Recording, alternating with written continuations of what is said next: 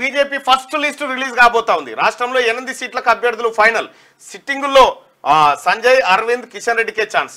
ప్రధాని నరేంద్ర మోడీ అధ్యక్షతన CEC meeting. దేశవ్యాప్తంగా 125కు పైగా లోక్సభ స్థానాలకు క్యాండిడేట్లు కన్ఫర్మ్ కాబోతా ఉన్నారు. వచ్చే లోక్సభ ఎన్నికల బరిలో నిలిచే బీజేపీ అభ్యర్థుల ఫస్ట్ లిస్టు శుక్రవారం రిలీజ్ అయ్యే అవకాశం ఉంది. దేశవ్యాప్తంగా 125 స్థానాలకు పైగా క్యాండిడేట్ల పేర్లను పార్టీ హైకమాండ్ ప్రకటించనుంది.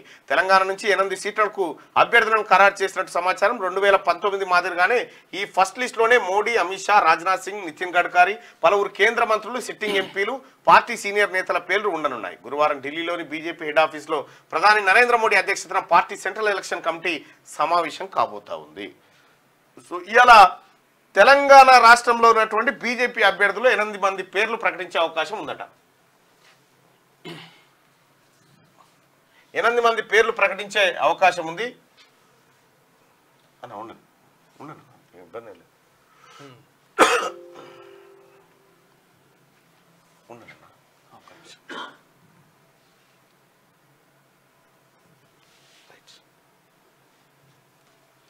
రైట్,